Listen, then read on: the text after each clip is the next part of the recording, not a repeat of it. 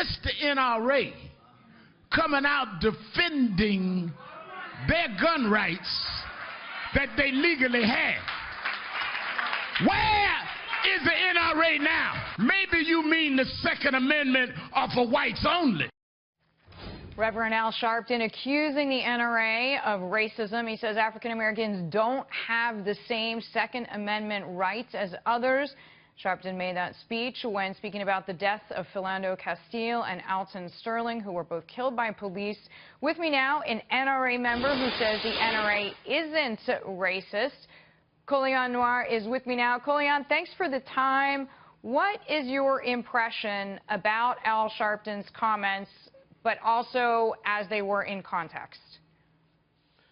Well, I really need people to understand that when you talk about people like Al Sharpton, the very nature and everything about his career thrives off racial conflict. So whenever that goes away, so does his career. So when he gets up and he says these things, I don't really put much merit to them. I really just worry about the people who are listening to him and actually believing it. Because if me being here right now as an NRA commentator, as the host of my own show under the NRA brand, and in the flurry of other programming that involves not only black people, but every other race, gender, sexual orientation, I don't know what could possibly be done at that point to kind of usurp the notion that the NRA is racist. Well, Colion, I mean, we had lost track in some ways of Reverend Al Sharpton for a few years, at least here in New York, but it seems like he is back, and many people say cynically that it's as the country feels more divisive, he tends to speak more. I want to ask you, speaking of language, President Obama has been criticized for making comments about gun control at a memorial visit in Dallas. I want to play that sound, and I just want to ask you a quick question after. Here it is. Okay. We flood communities with so many guns that it is easier for a teenager to buy a Glock than get his hands on a computer or even a book. So, Colion, do you think that's true?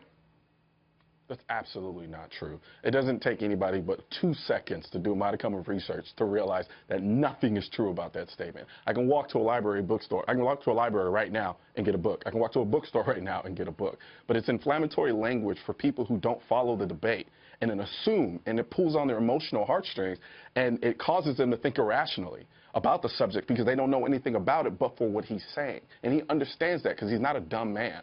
He's definitely he knows exactly by saying those things, it gets people to think on a level that they shouldn't be thinking, because with anybody who actually pays attention to the gun debate would realize that nothing he is saying makes any sense. So, Colion, because you have your own show, you're in touch with the people who are your guests, you get feedback.